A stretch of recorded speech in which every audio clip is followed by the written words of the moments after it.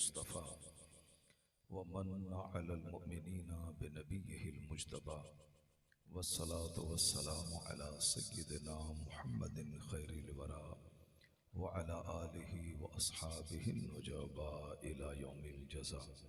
अम्मा बअद फ़अऊज़ु बिल्लाहि मिनश शैतानिर रजीम। बिस्मिल्लाहिर रहमानिर रहीम। व रफ़अना लका ज़िक्रक। सदक़ल्लाहुल अज़ीम व सदक़ रसूलुहुन नबियुल करीम। सामीन व हाज़रीन, एक बार अदब और एहतराम के साथ अल्लाह के प्यारे महबूब दानाए ख़फ़ाया व ग़ुयूब सैयद आदम व औलाद आदम नूर मुजस्सम रहमत दो आलम सरकार दो आलम सल्लल्लाहु तआला अलैहि व आलिहि वसल्लम की बारगाह बेकस पनाह में नज़राने दरूद पेश करने की सआदत हासिल करें। पढ़ें अल्लाहुम्मा सल्लि अला सय्यदना व मौलाना मुहम्मद मअदनिल जूद वल करम व आलिहि व बारिक वसल्लिम सलातों व सलामन अलैका या रसूलल्लाह। दरूद पाक नेकियों में इजाफे की खातिर पढ़ा जाता है। दरूद पाक एक बार पढ़ने से 10 बार रहमतें नाजिल होती हैं। दरूद पाक मुश्किलात के हल का सबसे बेहतरीन इलाज है। अल्लाह तक पहुँचने का सबसे आसान तरीन रास्ता है। अल्लाह की रहमतों को अपनी तरफ मुतवज्जह करने का सबसे बड़ा वजीफ़ा है। इसलिए रस्म व रिवाज समझ कर नहीं, ख़तीबों का कोई मामूल समझ कर नहीं, बल्कि इबादत समझ कर अल्लाह के हुक्म की तामील करते हुए सवाब की नीयत से शौक़ से पढ़ना चाहिए, बोझ से नहीं। एक बार सारे लोग बिल्कुल जोश व खरोश के साथ मोहब्बत से दरूद पढ़ें। अल्लाहुम्मा सल्लि अला सय्यदना व मौलाना मुहम्मदिन मअदनिल जूद वल करम व आलिहि व बारिक वसल्लिम सलातों व सलामन अलैका या रसूलल्लाह। गरीबी दूर करने का ज़बरदस्त नुस्खा है हुजूर पर दरूद भेजना। रोज़ाना कोई 500 बार अगर दरूद भेजने का मामूल बना ले तो रिवायत में आया है कि बहुत जल्द उसकी गरीबी दूर हो जाएगी। तो इसको ज़बान पे जारी करना होगा। मैंने पढ़ने के लिए कहा, इतना बड़ा मजमा था, बहुत बुलंद आवाज़ से पढ़ते तो दीवारें हिल जाती, लेकिन आपने सोचा कि शायद मौलाना साहब जैसे अरबी का खुतबा पढ़ें, उसी तरह दरूद शरीफ पढ़ने का एक मामूल है, एक रीति, एक रिवाज है, उसको फुलफ़िल कर रहे हैं मौलाना साहब। अब तकरीर शुरू करने से पहले पढ़वाते हैं, ऐसा नहीं है। ये महफिल मिलाद असल में ये महफिल दरूद भी है। ये और 12वीं शरीफ का महीना ये तो खूब कसरत से दरूद व सलाम पढ़ने का महीना है। कोई बंदा जुलूस में निकला, गुटखा खाया, बीड़ी पिया, सिगरेट पिया, गप्पाजी की, तमाशा देखा, चला आया। और कोई जुलूस में नहीं निकला मगर घर में बैठ के 10,000 बार दरूद पढ़ लिया। ये 10,000 बार दरूद पढ़ना समझ लें उसे हुजूर से करीब कर देगा। तो मुंह देखने वाला काम तो सारी दुनिया करती है, हुजूर को दिखाने वाला काम कोई कोई करता है। तो सबसे बड़ा काम वही है जिससे खुदा राज़ी हो जाए, मुस्तफ़ा राज़ी हो जाए। नामो नमूद के लिए बहुत दुनिया में काम हो चुके हैं।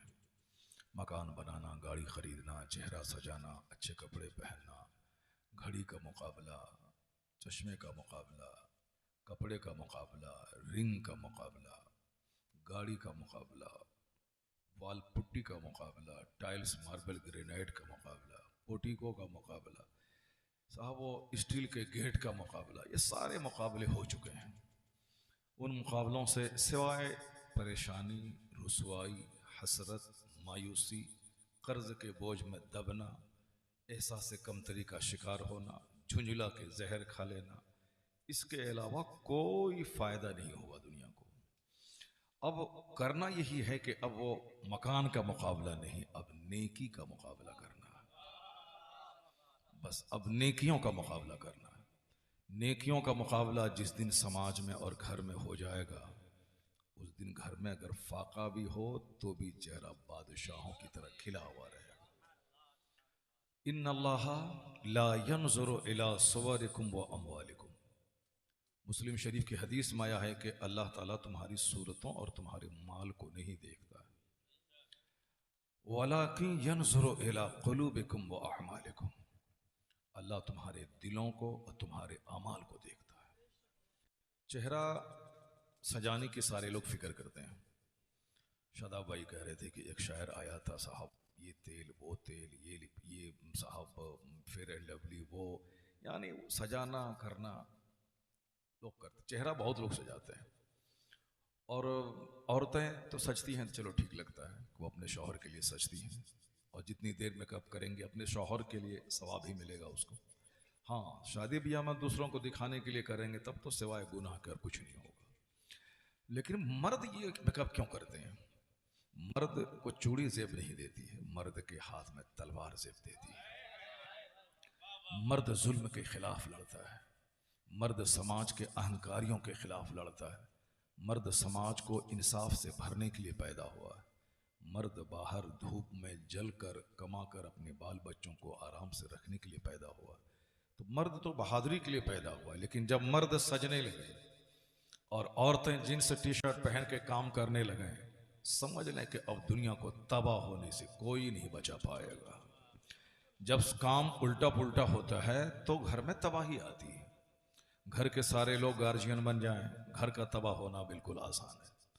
कोई किसी से मोहब्बत करके बात ना करे, एक साथ बैठ के खाना ना खाए, एक दूसरे की बात अच्छी ना लगे, उस घर को बर्बाद होने से कोई ताकत नहीं बचा सकती है।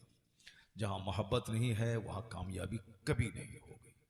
तो आज पूरी दुनिया के मुसलमान इसी तरह से जी रहे हैं। मुसलमान तो छोड़िए, सारे इंसान उल्टा पुल्टा सब काम। मर्द घर में बैठ के मोबाइल चलाते हैं, औरतें बेचारी स्कूल 5 घंटे दौड़ के पढ़ा करके आकर के महीने तक तनख्वाह कमा करके शौहर को देती है। ये शौहर बेचारा सो के लेट लेट के बाइक से पहुंचाना, बाइक से वापस लाना, गुलामी करना, ये मर्द का काम हो गया। जबकि कुरान ने कहा अर्रिजालु क़व्वामून अला निसा, मर्द औरतों पे हाकिम है। अब ये हाकिम बेचारा महकूम हो गया, और जो महकूम थी अब वो हाकिमा हो गई है। दुनिया को तबाही से कोई नहीं बचा पाएगा। दुनिया अल्लाह की है, अल्लाह ने बंदों को पैदा किया है, अल्लाह ने बंदों की हिदायत के लिए पैगंबरों को भेजा है। इनके मुताबिक चलोगे तो दुनिया में सुकून चैन मिलेगा, मरने के बाद भी जन्नत हमने तुम्हारे लिए तैयार करके रखी है। अगर पैगंबर के खिलाफ चलोगे तो जहन्नम में तो आग में जलना ही है, वो तो तुम्हारे लिए ही है जो नबी का नाफरमान होगा। बाकी दुनिया में भी चैन से तुझे जीने नहीं दूंगा। चूंकि अल्लाह तबारक व तआला हवा देना जानता है, तो उस हवा को आंधी में बदलना भी जानता है। अल्लाह तबारक व तआला अगर हमें दिन देना जानता है, तो अल्लाह ताला सूरज में ग्रहण लगा के रोशनी छीनना भी जानता है। अल्लाह ताला हमें अगर जवानी देना जानता है, तो इस जवानी को बुढ़ापे में तब्दील करके हाथ पाँव में कपकपी वाली बीमारी भी देना जानता है। इसलिए अल्लाह तबारक व तआला बंदों को छूट देता है कि तुमको जैसे जीना है जियो, बाकी हम तेरे साथ क्या सलूक करेंगे वो हमको मालूम है। अल्लाह तबारक व तआला आज नाराज है बंदों की हरकतों से, चूंकि बंदा सारा उल्टा पुल्टा काम कर रहा है। मर्द को बहादुरी से जीना चाहिए तो मर्द बिल्कुल औरत बन के जी रहा है। औरतों को पर्दे में रहना चाहिए तो औरतों को अब घर की दीवारें काटने दौड़ती हैं। अब उनको घर में अच्छा ही नहीं लगता है। गांव देहात की औरतों में थोड़ा सा पर्दा था भी, तो अब ये मोबाइल ने वो सारी कसर तो निकाल दी। अब इसे भी बाहर निकलने, बाजार घूमने, होटल में बैठ के हफ्ते में एक दिन खाने, गरीब से गरीब शौहर बेचारा बाहर कमाता है, मजदूरी करता है, उनके पैसों से इनको बाजार घूमने का शौक पैदा हो गया। शहरों की तो बात ही छोड़िए, कुरान पाक ने कहा था वह करना फी बुयूतिकुन्ना वला तबर्रजना तबर्रुजल जाहिलिया।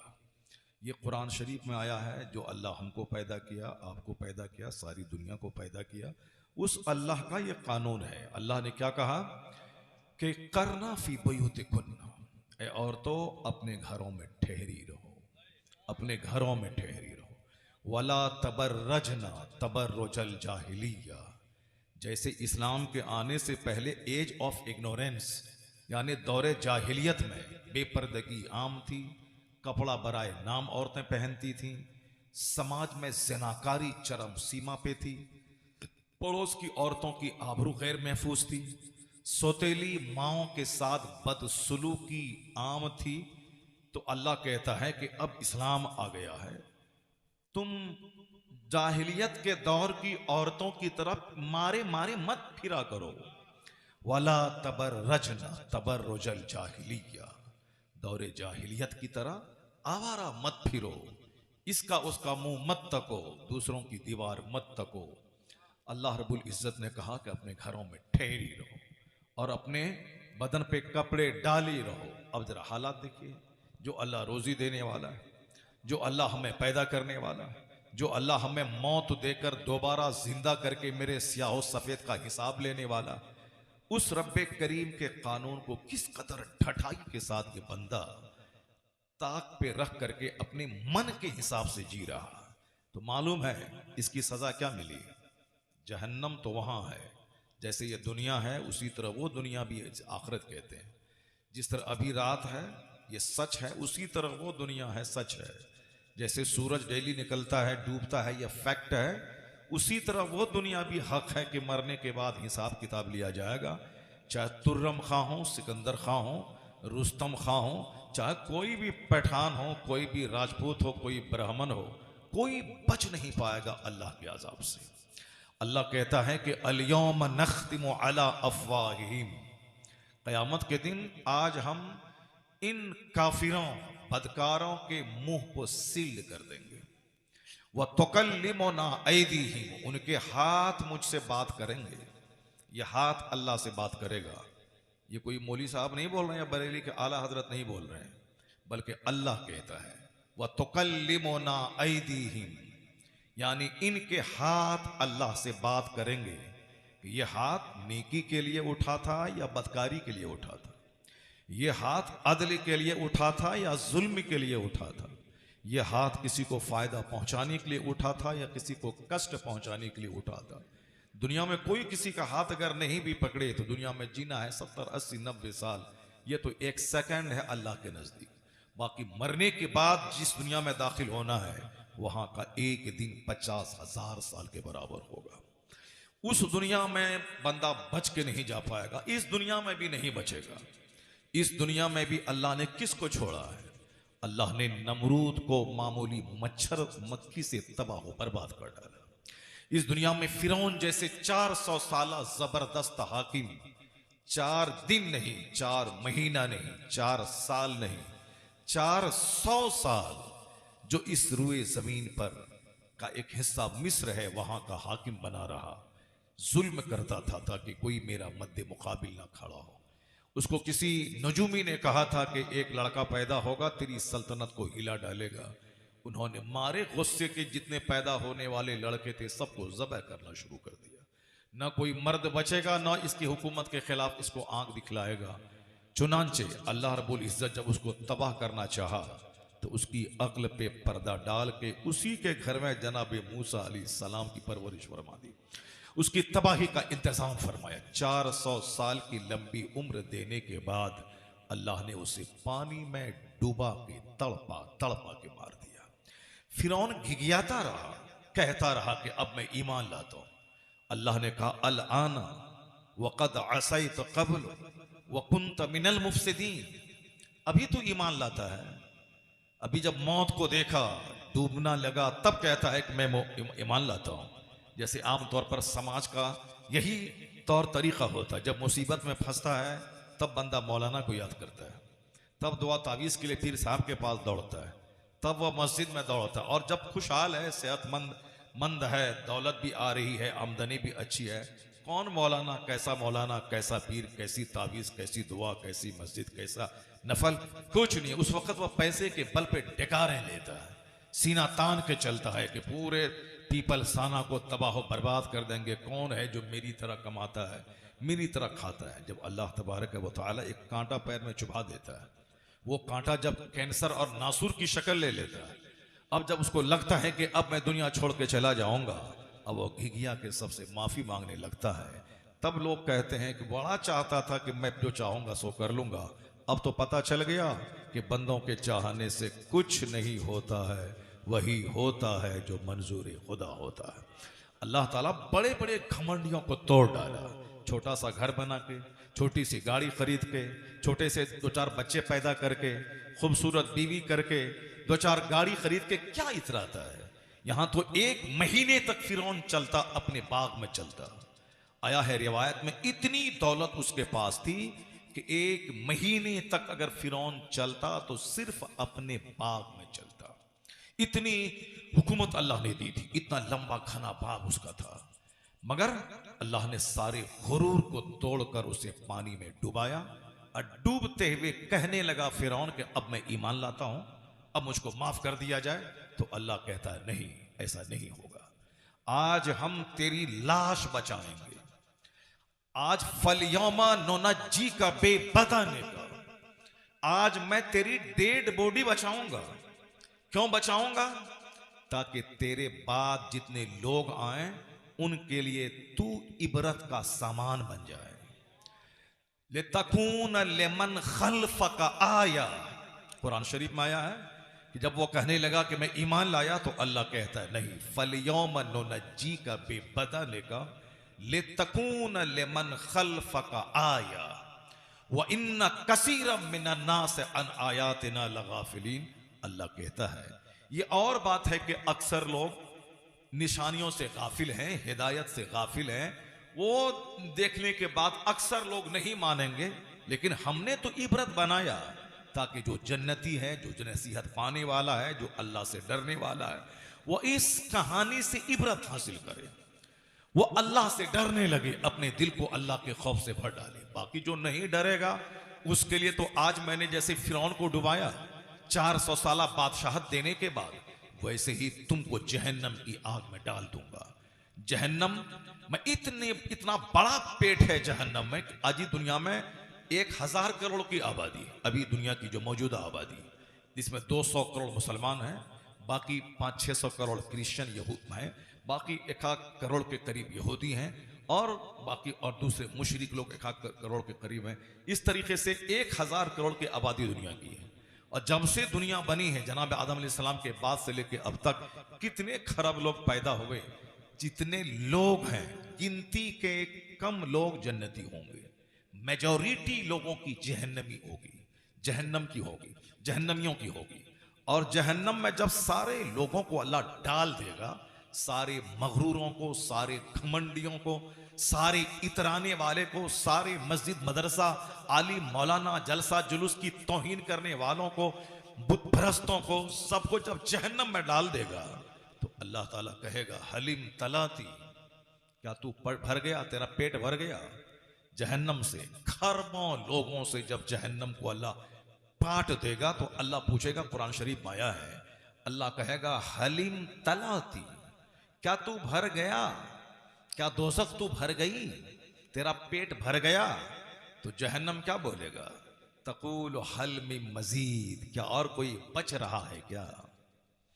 तकूल हल मिन मजीद, क्या और कोई बच रहा है क्या? यानी पेट अभी भरा नहीं है।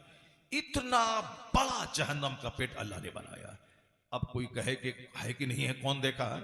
उस खबीस मरदूद को कहिए कि ये दुनिया बगैर किसी खंबे के अल्लाह ने ये आसमान खड़ा किया।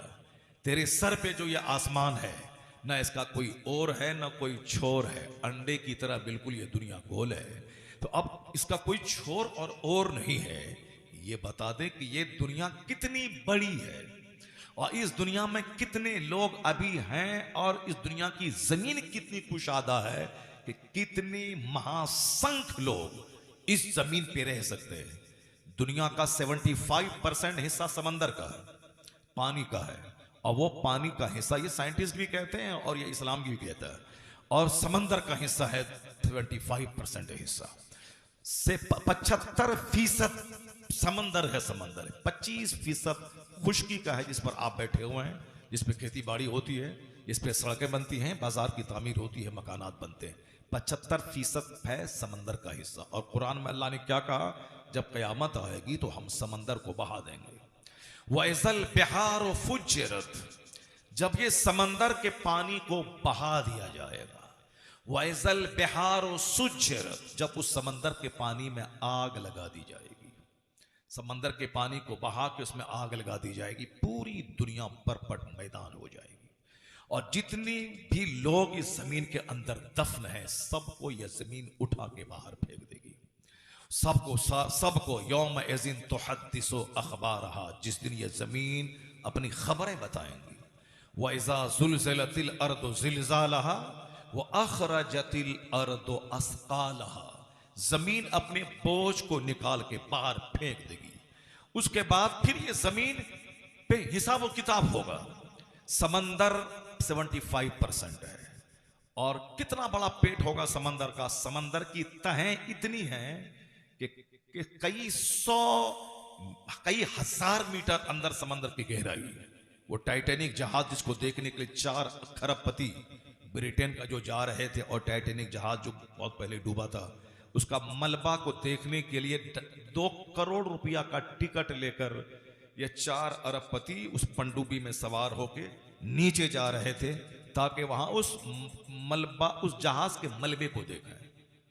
इतने गरीब, लाखों करोड़ों गरीब हैं, कैंसर से पीड़ित हैं, बीमार हैं, गरीब औरतें हैं जिनकी शादी नहीं हो रही है, वो सब नहीं। ये बताएं 4 अरबपति 2.5 करोड़ रुपए का टिकट लेकर के, अभी था ना 20 साल भर पहले जो वो लोग मरे अंदर, जो समंदर में घुसे थे, वो टाइटैनिक जहाज का मलबा जो 100 साल पहले जो जहाज डूबा था, उस जहाज का मलबा आज तक समंदर के अंदर मौजूद था।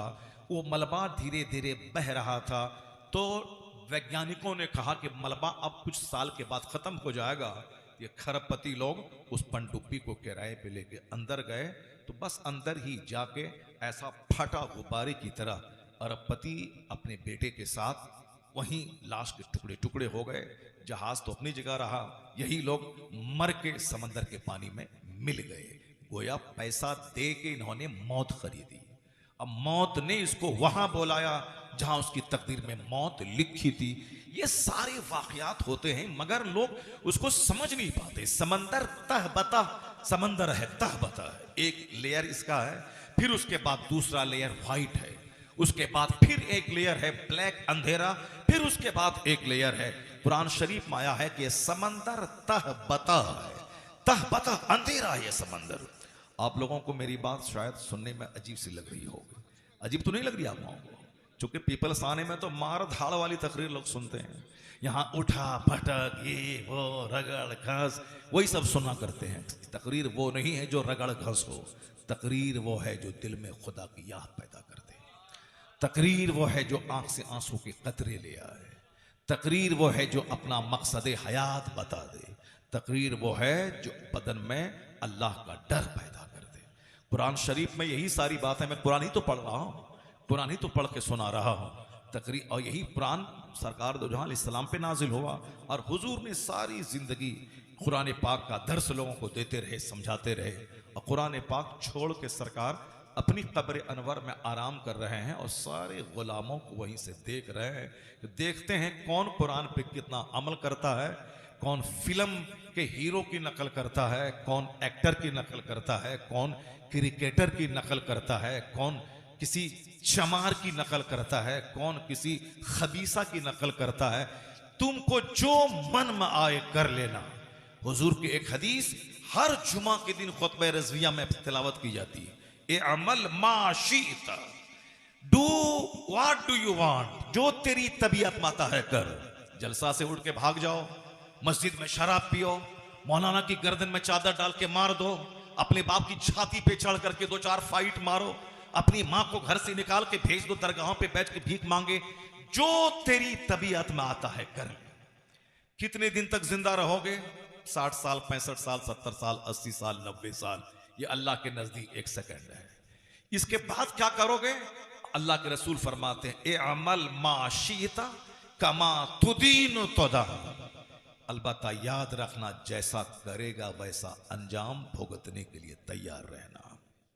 हर जुमा के दिन इस हदीस पाक की तिलावत होती, ये अमल माशीता।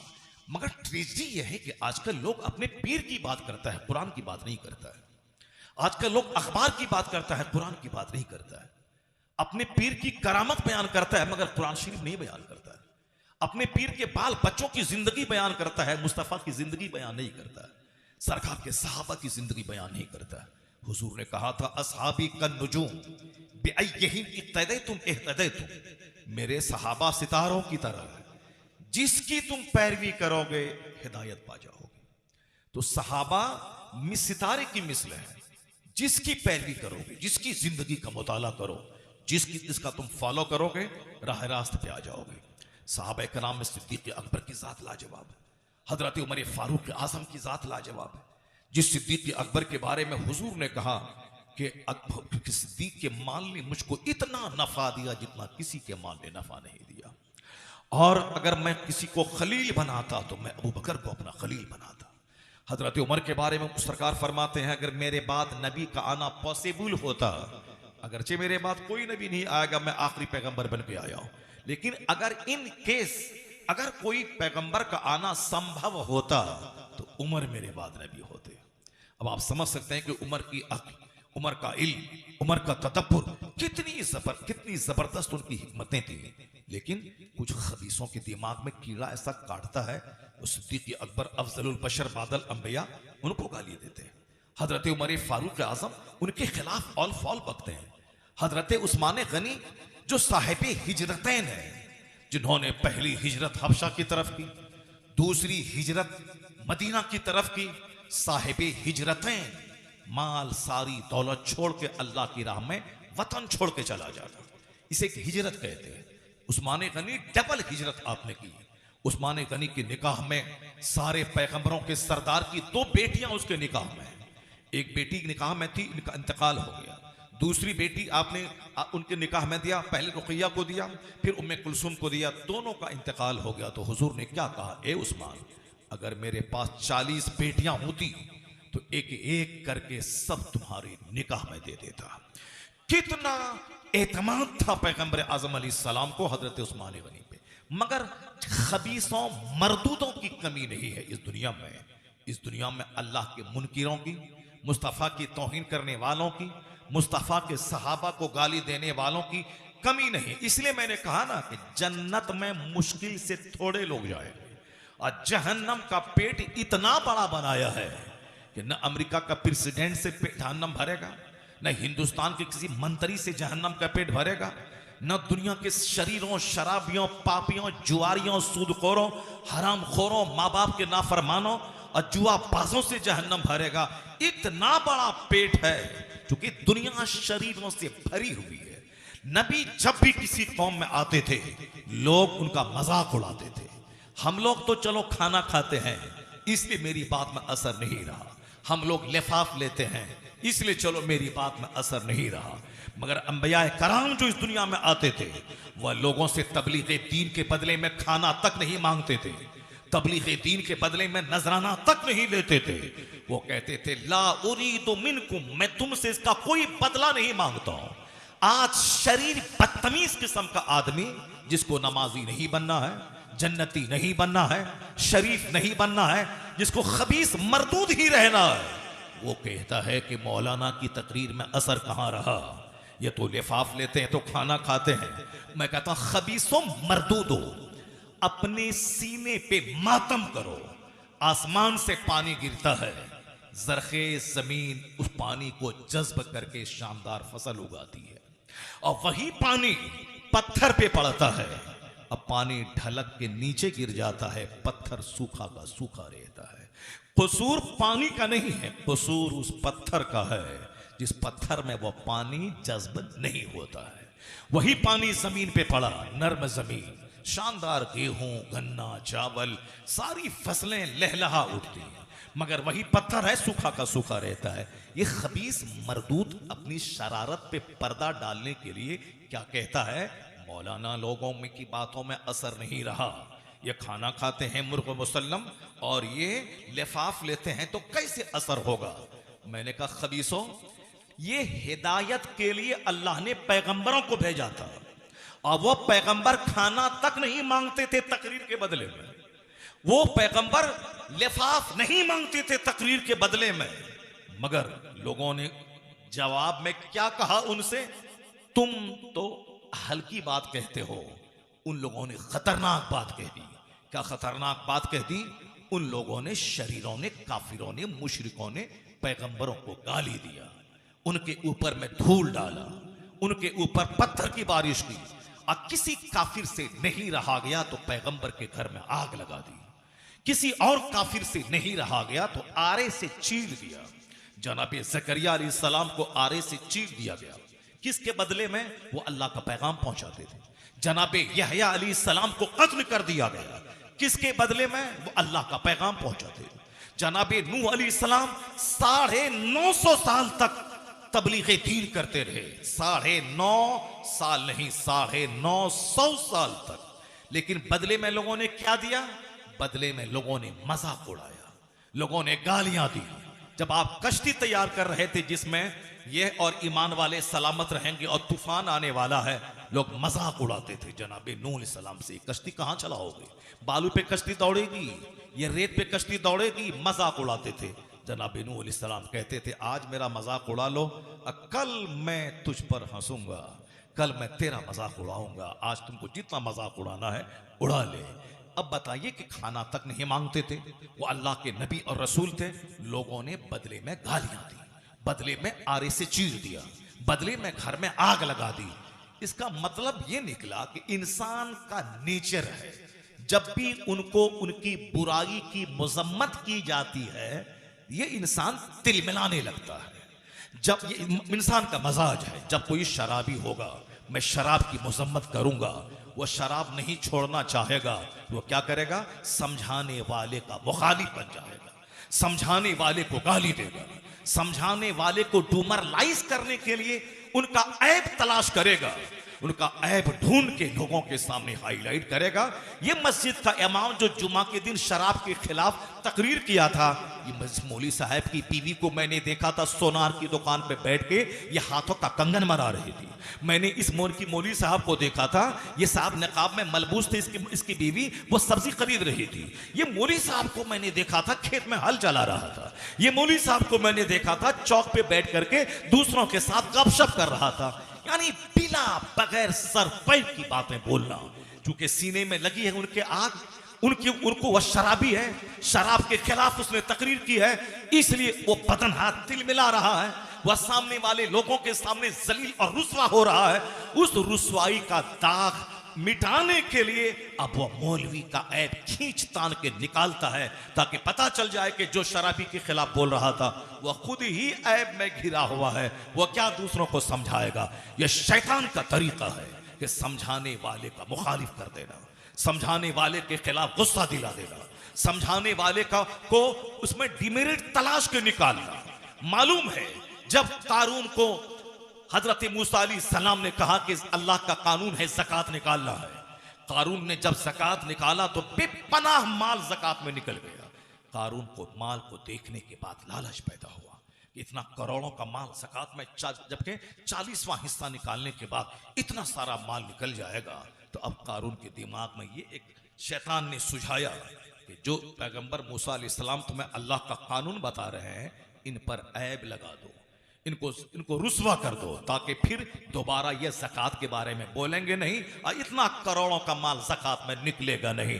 तो उन्होंने खरीदा एक फाहिशा औरत को।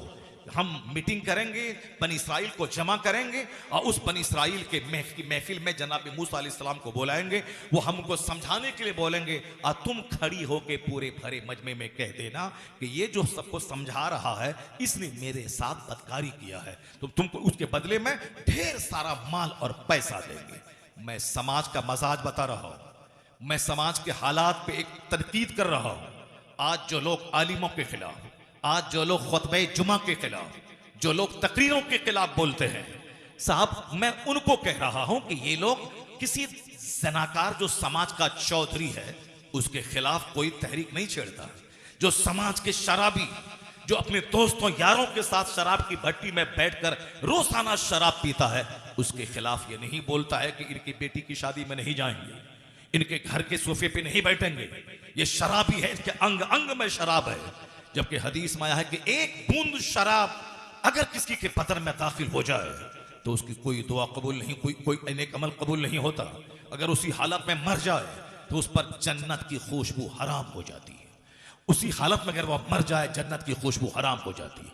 लेकिन नानी मरे किसी की जो उस शराबी के खिलाफ बोले मैं इसके घर में नहीं जाऊंगा, मैं इसके सोफा पे नहीं बैठूंगा, मैं इसकी बेटी की शादी में शरीक नहीं होऊंगा, नहीं, क्योंकि वहां डर है, वो शराबी प्रधान है, वो शराबी गांव का वार्ड कमिश्नर है, वो शराबी गांव का अरबपति है, वो शराबी गांव का जमींदार है। मगर ये मस्जिद का मौलवी साहब, ये तो 10,000 कमाने वाला गरीब मौलवी है, ये अगर कुछ बोला शराब के खिलाफ, जना के खिलाफ, सूद के खिलाफ साहब, तो अब उनके खिलाफ तरह तरह के ऐब, हर चाय की दुकान पे ऐब निकाले जाते हैं। जो ऐब का पुतला है उसके खिलाफ नहीं बोलता, क्यों? वो 2-4 जूता मार के चेहरा लाल कर देगा, और ये गरीब मौलवी तो कुछ कर नहीं पाएगा। इसलिए चाय की दुकान पे उनके खिलाफ, पान की दुकान पे उनके खिलाफ साहब एक तहरीक चल रही है। सुनो, ये पुराना दस्तूर है शरीरों का, उन्होंने पैगंबरों को नहीं छोड़ा, पैगंबरों के घर में आग लगा दी, पैगंबरों की गर्दनों पे छुरी चला दी। अल्लाह रब्बुल इज्जत क्या कहता है? सूरह यासीन में आया है, या हसरतन अलल इबाद, अफसोस है बंदों पर। ए लड़का, ए जरा उसको बोलो, उसको बोलो, वो टोपी वाला कहां जा रहा है? ये तो जलसा जुलूस होता नहीं, और जब होता है तो नाच के भागता है, कोई चूटी काट रहा हो, यहां से जाएगा, वहां मोबाइल लेके बैठ जाएगा, मोबाइल में बस वो गंदी तस्वीरें देखता रहेगा, और कोई मतलब ही नहीं, यहां ये हुआ वहां वो हुआ, 2 घंटे नचाएगा मोबाइल को, उसके बाद थक करके 2 बजे सो जाएगा, फिर दिन के 10 बजे वह उठेगा। आया है हदीस में कि वह लोग जो दिन में दूसरों का मुंह तकते हैं, गधों की तरह जीते हैं, और रात में मुर्दार की तरह सो जाते हैं। रात में मुर्दार की तरह सो गया और दिन गधों की तरह दूसरों का मुंह तमाशा के तौर पर देखता रहा, उस पर लानत की गई। अक्सर लोग इसी हदीस के जुमरे में आते हैं, दिन भर दूसरों का मुंह तकना और रात भर मुर्दार की तरह सो जाना। अब पाबंदी से नमाज पढ़ने वाला भी फजर की नमाज पाबंदी से नहीं पढ़ता है, महीने में 3 दिन फजर पढ़ता है, 4 वक्त के नमाजी मिलेंगे 99%, अब 5 वक्त के नमाजी बहुत कम ही मिलेंगे। और फिर जो नमाज पढ़ता है उसका ये हाल है, जो नमाज नहीं पढ़ता है उसका तो कोई मतलब ही नहीं है, वो जब चाहे सो जाए और जब चाहे उठाएं। हदीस में आया है, लानत है उस पर जो रात मुर्दार की तरह सो जाता हो, जैसे मरा हुआ पड़ गया, और दिन गधों की तरह, गधा जैसे खींचता है, गधा काम क्या करता है, वो गधे के ऊपर में कपड़ा लादा जाता है, उसको धोबी के घाट पे ले जाया जाता है, उस पर मिट्टी लोट के जाता है, उस पर पत्थर लादा जाता है, यानी दिन भर गधा मेहनत करता रहता है, चक्की चक्की के इर्द गिर्द घूमता रहता है, और उससे बोझ ढोता रहता है। और गधा नंबर 1 यानी बेवकूफ जानवर है, वो 100 साल तक भी जिंदा रहे, वो धोबी के घर पे आता है तो घाट का रास्ता भूल जाता है, और घाट पे जाता है तो धोबी के घर का रास्ता भूल जाता है। ये गधा का मतलब ही होता है बेवकूफ जानवर है। हदीस में आया है, जो दिन गधों की तरह जीता हो, खूब मेहनत करता हो, खेत में खलियान में मारे फिरता हो, कहां से पैसा मिले, यहां से पैसा, वहां से पैसा, वहां से पैसा, वहां से पैसा, कभी दुकान पे हाटर लेना, माल पहुंचाना, रात भर जागना, फजर छूटे, जोहर छूटे, असर छूटे, मगरिब छूटे, ईशा छूटे, माल चाहिए, माल चाहिए, माल चाहिए, यानी गधों की तरह दिन गुजारा। ना जोहर का ख्याल आया कि जिस रब ने मुझे सेहत दी है उस रब को मैं सजदा कर लूं, जिस रब ने आंख दिया है उस रब को सजदा कर लूं, जिस रब ने हाथ दिए हैं, अगर हाथ में फालिज हो जाता तो हम कैसे सामान उठाते, कैसे ग्राहक को देते, अगर हमारी आंख अल्लाह छीन लेता तो कैसे हम ग्राहक को देखते, कैसे माल दिखाते, अगर अल्लाह मेरे पांव को छीन लेता कैसे घर से चल के हम दुकान जाते और खेत में हल चलाते, अगर अल्लाह ताला हमें फालिज ज़दा बन के बिस्तर पे लेटा देता तो कैसे मैं वहां से चल के स्कूल और कॉलेज जाके नौकरी करके 2 पैसे मैं कमाता। एहसास नहीं है बंदों को, या दिन भर मारे फिरता है। और जो अल्लाह रोजी देने वाला है उस अल्लाह को तो सजदा करने के लिए फजर में टाइम नहीं, उसको 10 मिनट, अज़हर में टाइम नहीं, उसके पास 10 मिनट, असर में टाइम नहीं, उसके पास 10 मिनट, पेट पालने के लिए गधों की तरह 12 घंटे उसके पास है दुकान में बैठने के लिए।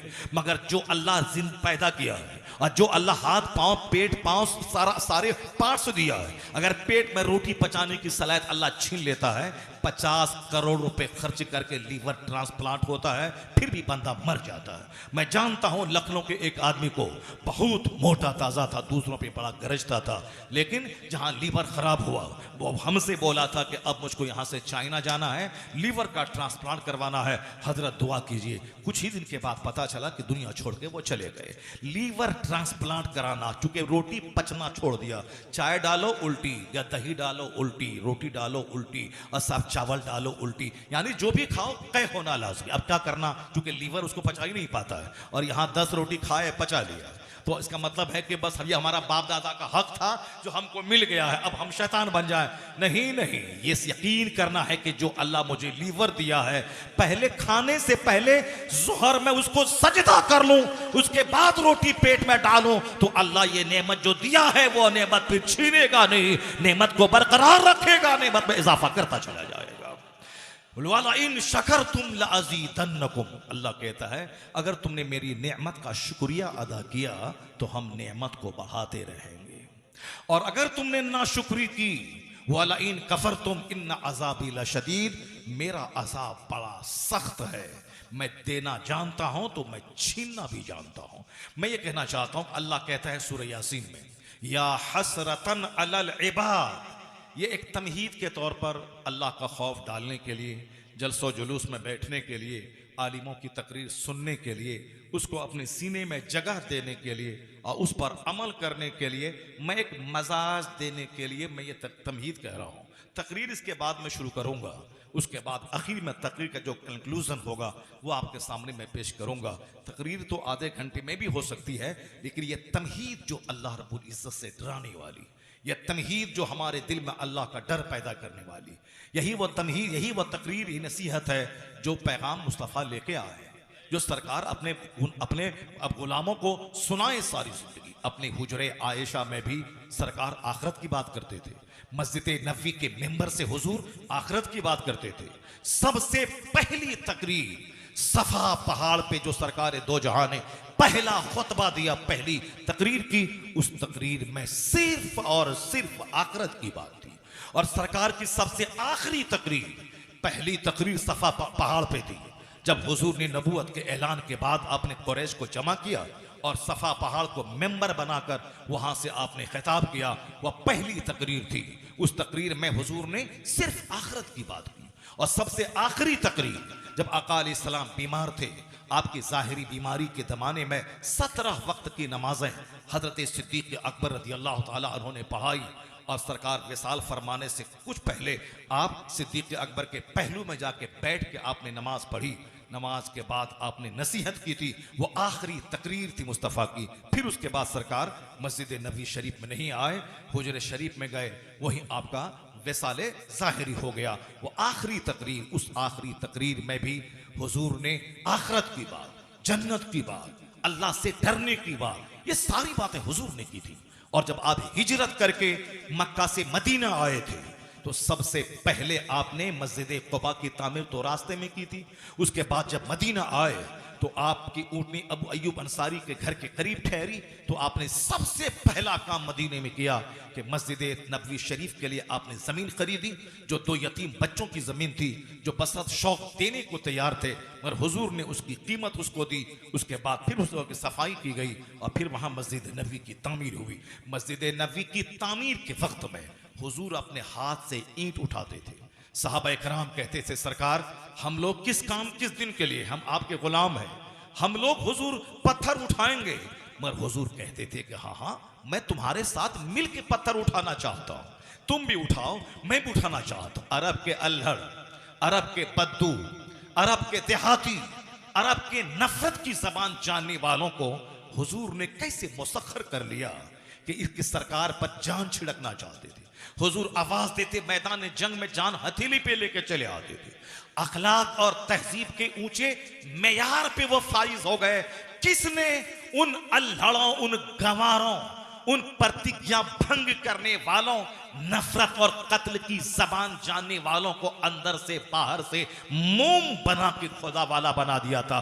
किसकी निगाह कीमिया असर ने अंदर से बाहर से चेंज कर दिया था? कहते हैं कहने वाले, वह कौन सा था, वो कौन सी नजर थी जिसने अरब के लोगों का जोग्राफिया बदल दिया? कैसे अल्हड़ खुद न थे जो राह पे औरों के हादी बन गए? क्या नजर थी जिसने मुर्दों को मसीहा कर दिया? वो खुद न थे जो राह पे औरों के हादी बन गए। जो खुद रास्ते पे नहीं थे वह दूसरों के हादी बन गए, वह दूसरों के गाइड बन गए, दूसरों के टार्च बियरर ऑफ लाइट बन गए, दूसरों के लिए सिविलाइजेशन और कल्चर के हाई पीक पर पहुंचने वाले, गाइडेंस देने वाले वो गाइड बन गए। खुद न थे जो राह पे औरों के हादी बन गए। क्या नजर थी जिसने मुर्दों को मसीहा कर दिया। क्या नजर थी मुस्तफा की जिसने उन मुर्दों को जिंदा ही नहीं किया बल्कि दूसरों को जिंदगी देने वाला बना दिया। मसीहा कहते हैं जिंदगी देने वाला। जो खुद मुर्दा थे मुस्तफा ने उनको मसीहा कर दिया। आज वो सहाबे कराम अरब की जमीन से निकले, सारी दुनिया को जिंदगी दे दी, सारी दुनिया में इनकलाब बर्पा कर दिया। किसने किया? हुजूर का यही अखलाक था जिस अखलाक की वजह से सहाबा कराम आप पर जान छिड़कने को तैयार रहते थे। वो ईंट उठाते थे, हुजूर उनके साथ में ईंट उठाते थे। जब वो देखता था कि मेरा आका, मेरे मालिक, मेरे पेशवा, मेरे रहनुमा, मेरे सरदार खुद ईंट उठा रहे हैं तो उन ईंट उठाने वाले गुलामों के दिल में क्या वलवला पैदा होता होगा, क्या जोश पैदा होता होगा। हुजूर ने ईंट उठाते हुए जो कुछ पढ़ते थे वो बताना मेरा मकसूद है। हुजूर जब ईंट उठाते थे तो क्या कहते थे? आज हमारा मकसद हयात क्या है? सिर्फ दुनिया। मुट्ठी के चंद लोग मस्जिद में 5 लोग नमाजी हैं, 95% लोग बेनमाजी अपनी दुनिया में मस्त हैं। कौन खुदा कैसा खुदा, कौन मौलवी कैसा मौलवी, कैसी हिदायत कैसी हिदायत और कैसा वास कैसी नसीहत, बस अपनी दुनिया में मस्त है। वो है दुनिया जिस दुनिया की मजम्मत हुजूर ने की। सर हदीस में है अद दुनिया जीफतुन व तुल्लाबुहा किला। ये दुनिया मुर्दार है जिसके तलबगार कुत्ते हैं। जो नमाज रोजे हज ज़कात छोड़कर सिर्फ माल कमाए, उसकी मिसाल मरी हुई बकरी पे रीझने वाला कुत्ता। आका फरमाते हैं, एक बार मुस्लिम शरीफ की हदीस में आया, सरकार दो जहां कुरान के बाद जो सबसे बेहतरीन किताब है बुखारी और मुस्लिम, जिसको कहते हैं रवाहु शेखान। जब इमाम साहब तकरीर में बोले रवाहु शेखान, यानी शेखान ने रिवायत की है, मतलब इमाम बुखारी इमाम मुस्लिम इसने रिवायत की है। मुस्लिम शरीफ एक रिवायत में आया, आका अलैहिस्सलाम एक रास्ते से गुजर रहे थे, आपके साथ सहाबा की एक जमात थी। आपने एक ऐबदार बकरी जिसके कान कटे हुए थे या कान छोटे थे, उस मरी हुई बकरी एक कूड़ा करकट के ढेर पे पड़ी हुई थी। सरकार के साथ सहाबा कराम का एक छोटा सा गिरोह था, आपके साथ चल रहा था। हुजूर रुक गए, कहां? कूड़ा करकट के ढेर के पास रुक गए। आपने वो मरी हुई बकरी के कान पकड़ के कहा, अय्युकुम, तुम में से कौन है जो इस बकरी को बेदिरहमिन, 1 दिरहम के बदले में खरीदेगा? कौन है तुम में से जो इस मरी हुई बकरी को 1 दिरहम के बदले में खरीदेगा? सहाबे कराम ने कहा, सरकार ये तो ऐबदार बकरी है, अगर ये जिंदा भी होती तो भी लोग नहीं खरीदता क्योंकि ये ऐबदार है। अब चे जाए कि वो बकरी मर चुकी है, मरी हुई ऐबदार बकरी को कौन पैसा देके खरीदेगा? हुजूर क्या फरमाते हैं? आका फरमाते हैं, जिस तरह तुम्हारे नजदीक यह बकरी जलील है कि तुम कोई ले नहीं सकते, तुम्हारे नजदीक यह बकरी जलील है, ऐबदार बकरी। मुस्तफा कहते हैं, इन्ना दुनिया लाहवन, हुजूर कहते हैं बेशक ये दुनिया जिस पर तुम लोग रीझते हो, जिस पर दुनिया के लोग मरते हैं, जिस दुनिया के लिए न जाने कितनी हदों को फलांग के आगे बढ़ते हैं, हराम हलाल, राइट रॉन्ग, सच झूठ, गलत सलत सब करते इसी दुनिया को कमाने के लिए। मुस्तफा कहते हैं बेशक यह दुनिया ये इस मरी हुई बकरी से ज्यादा जलील है अल्लाह के नजदीक। ये दुनिया, ये कुरान शरीफ के बाद सबसे अफजल किताब जो बुखारी और मुस्लिम है उसकी बात कर रहा हूं। फातिहा के लिए लड़ाई हो रही है, साहब झूमर के लिए लड़ाई हो रही है, लोहबान के लिए लड़ाई हो रही है, अगरबत्ती के लिए लड़ाई हो रही है, पीर के नाम पे साहब उसको बुलाओ लड़ाई हो रही है। और मुस्तफा ने जो कुछ कहा उसके लिए कोई बात नहीं। हुजूर ने क्या कहा, कैसे जीने का पैगाम दिया, कुछ नहीं। मुस्तफा का नाम लेना है सिर्फ जुलूस के दिन, ताकि खूब झंडा उठाएं और ईद मिलादुन नबी का जश्न मनाएं। एक दिन झंडा उठाना यह बहुत आसान काम है, और इसी एक दिन की वजह से अगर जन्नत मिल जाए, ये करोड़ों कानून जो इस्लाम के हैं, इस कानून का क्या मतलब है? सिर्फ झंडा उठा देने के बाद बस जन्नती हो गए? मजार पे एक दिन गए, लोहबान जलाया, जन्नती हो गए? बताशा पे फातिहा पढ़ा, जन्नती हो गए? गौसे पाक का लंगर का फातिहा दिलाया, खाए खूब पेट भर के और सोए जम के, जन्नती हो गए? नहीं, लंगर फर्ज वाजिब नहीं है, फातिहा फर्ज वाजिब नहीं है, जुलूस मोहम्मदी फर्ज वाजिब नहीं है, लाइटिंग फर्ज वाजिब नहीं है। अच्छा काम है, सवाब का काम है, सवाब का काम है, मगर फर्ज वाजिब नहीं है कि इसके बगैर हम मुसलमान नहीं रहेंगे। नहीं, फर्ज है क्या? इस्लाम का बुनियादी पिलर है नमाज। इस्लाम का बुनियादी पिलर है रोजा, इस्लाम का बुनियादी पिलर है ज़कात, यानी बुनियल इस्लाम अला खम्स। ये बुखारी शरीफ की हदीस में आया है कि Islam is based on 5 pillars. इस्लाम 5 बुनियादों पर कायम है। वह 5 बुनियादों में से एक बड़ी बुनियाद है नमाज, एक दूसरी बुनियाद है रोजा, तीसरी बुनियाद है ज़कात, चौथी बुनियाद है हज, और फर्स्ट बुनियाद है तौहीद, यानी अल्लाह रब्बुल इज्जत पे ईमान लाना, कलमा पढ़ना। ये 5 बेसिक बुनियाद, इस पर इस्लाम की छतें खड़ी रहती है। आदमी को जायजा लेना चाहिए अपने नमाज का, जो एक बुनियादी पिलर है। जायजा लेना चाहिए। नमाज फर्ज भी 10-12 साल में, अभी उम्र हो रही है मेरी 45 साल, मैं पक्का नमाजी नहीं बन पाया। नमाजी बन भी गया तो 4 टाइम का नमाजी बना। जितनी नमाजें कसा हैं 10-20 साल की, उन नमाजों का क्या होगा उसकी कोई फिक्र नहीं है। बस एक दिन हाथ में झंडा लिया, डीजे बजाया और झूमा गाया, शोड़ा आया शोड़ा आया, बस जन्नत हमारी जागीर हो गई। उसके बाद साल के 364 दिन चाहे शराब पिएं, जिना करें, सूद खाएं, जुआ खेलें, माँ बाप को सताएं, पड़ोसी से कुत्ते की तरह लड़ें, लगे कि इंसान जी रहा है कि जानवर जी रहा है। सिर्फ लड़ाई, सिर्फ झगड़ा, सिर्फ नफरत, सिर्फ खुदूरत, सिर्फ कीना, सिर्फ गिलासत में लिपटे हुए हैं। यही है नहीं ये मसलक के आला हजरत। मसलक के आला हजरत ये नहीं है। मसलक के आला हजरत के क्या है? मसलक के आला हजरत में सबसे पहला बुनियादी फर्ज है, फर्ज आज़म है नमाज। वो नमाज, रोजा, हज, ज़कात, आदाब, अखलाक। क़यामत के दिन सबसे पहले जो नेकी तौली जाएगी वो आदमी का हुस्न अखलाक है। कैसे माँ बाप से सलूक है, कैसे बीवी से सलूक है, कैसे पड़ोसी से सलूक है, कैसे रिश्तेदारों से सलूक है, कैसे समाज के गरीबों से सलूक है, कैसे समाज की औरतों से सलूक है, कैसे बेवाओं, माजूरों, मिस्किनों से सलूक है। इंसान पैदा ही हुआ है आदमियत के लिए, इंसानियत के लिए, ह्यूमैनिटी के लिए, और आदमी वही है जो दूसरों को अपने से फायदा पहुंचाता हो। आज आदमी की परिभाषा वही है जो अपने से दूसरों को तकलीफ पहुंचाता हो। जबान से तकलीफ देना, आंख से तकलीफ देना, हाथ से तकलीफ देना, पांव से तकलीफ देना। आज आदमी वो है जो दूसरों को कष्ट ना दे, तो वो कोई आदमी है क्या? जबकि आज सारी दुनिया में ये नारा है, the best man is one who is profitable for others. तुम में सबसे अच्छा आदमी वो है जो अपने से दूसरों को लाभ पहुंचाए। बोली बोलकर, मशवरा देकर, मुस्कुराकर, हाथ बोझ उठाकर, उनके साथ चलकर, उनका गम सुनकर, उनकी मदद करके, यानी जो प्रॉफिटेबल हो दूसरों के लिए, माँ बाप के लिए, भाई बहन के लिए, औलाद के लिए, बच्चों के लिए, पड़ोसी के लिए, रिश्तेदार के लिए, सफर के साथी के लिए, जो प्रॉफिटेबल हो वही आदमी है। द बेस्ट अमॉन्ग यू, तुम में सबसे बेहतर आदमी वो है। इसीलिए तो मैं कभी कभी 50 लाख के मजमे में कहता हूं, अमेरिका कहता है तुम में सबसे अच्छा आदमी वो है जो दूसरों के लिए प्रॉफिटेबल हो। हिंदुस्तान के प्राइम मिनिस्टर आज कहते हैं the best among you is one who is profitable for others. तुम में सबसे अच्छा वो है जो दूसरों को अपने से लाभ पहुंचाने वाला हो। वरना खरबों की दौलतें कमाने के बाद जानवरों की जिंदगी गुजारने से क्या फायदा है, जब तक तेरी दौलत से दूसरों को फायदा ना हो।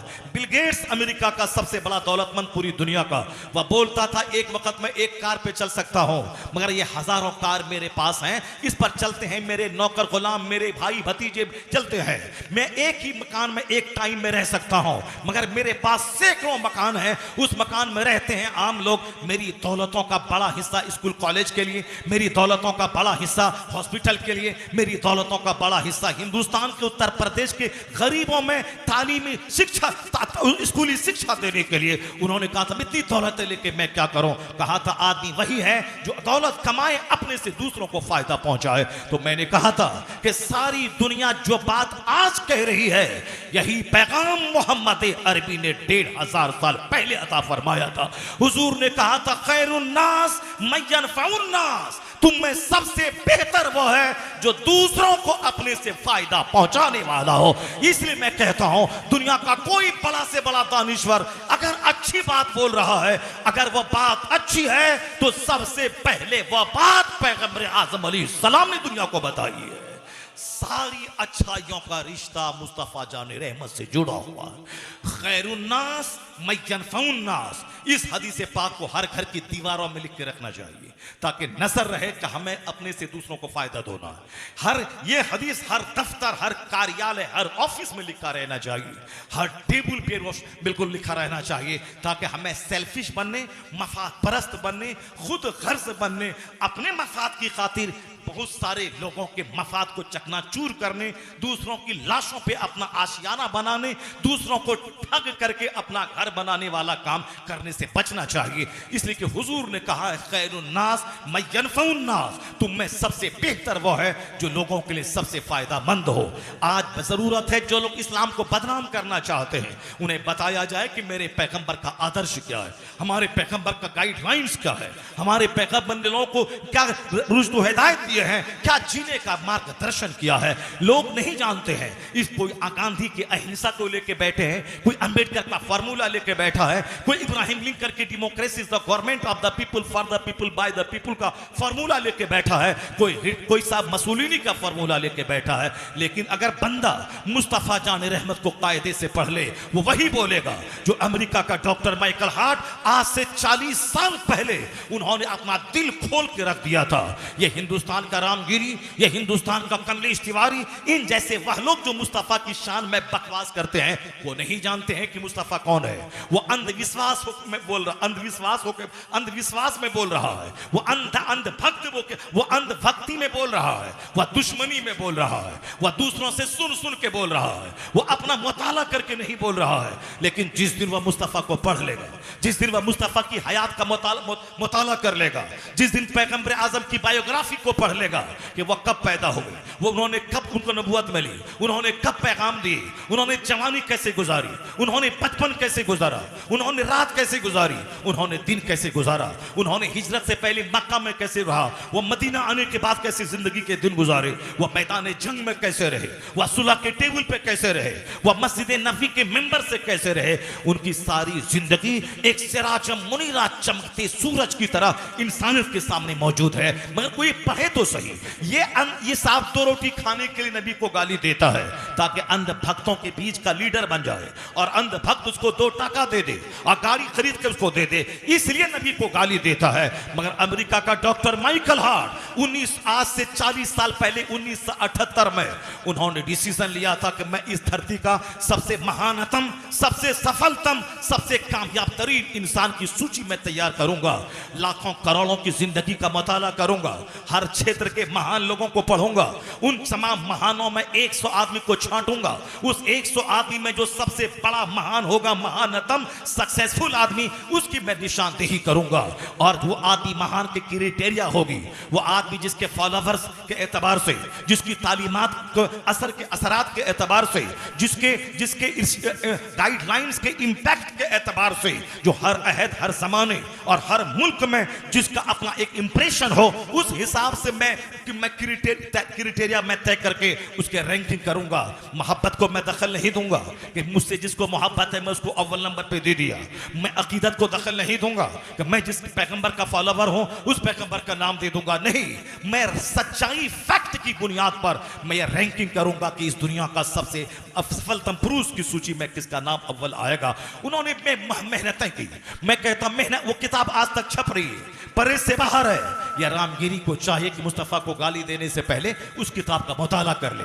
वो किताब कोई हिंदुस्तान का जाहिल नहीं लिखा है, अमेरिका का बहुत बड़ा एडवोकेट, अमेरिका का बहुत बड़ा बैरिस्टर, अमेरिका का बहुत बड़ा वैज्ञानिक था वो, यानी बहुत बड़ा इल्म उसके पास था। उस आदमी ने ठाना था कि मैं ये बड़ा काम मैं करूंगा, दुनिया के जितने महान लोग हैं सबकी जिंदगी का मुताला करके मैं 100 आदमी को छांटूंगा, उसकी रैंकिंग करूंगा। हमारे हिंदुस्तान के लोगों को इसकी फुर्सत कहां है? इनको गाली देने से फुर्सत नहीं है, दूसरों की टांग खींचने से फुर्सत नहीं है, दूसरों के घर पे बुलडोजर चलाने से फुर्सत नहीं है, गाली गलौज से फुर्सत नहीं है, अहंकार और घमंड से फुर्सत नहीं है, और 10 आदमी के बीच बैठकर दूसरों की बुराई बयान करने से फुर्सत नहीं है। ये हवाई जहाज कहां से देगा? हवाई जहाज तो अमेरिका का 2 भाई दिया, आज करोड़ों आदमी उस पर सवार हो रहा है। वह 2 भाई दिमाग जला के दिया है अमेरिका का। यह माइक्रोफोन जिस पर मेरे जैसे करोड़ों आदमी इस माइक्रोफोन पे बातें कर रहा है और लाखों मस्जिदों में माइक्रोफोन से अजान हो रही है, हर जुमा के दिन करोड़ों मुसलमान इस माइक्रोफोन से जुमा का खुतबा सुन रहा है। है। ये बनाने वाला डेविड हग्स वो इंडिया का नहीं था, वो सात समंदर पार का यूरोप का एक स्कॉलर था।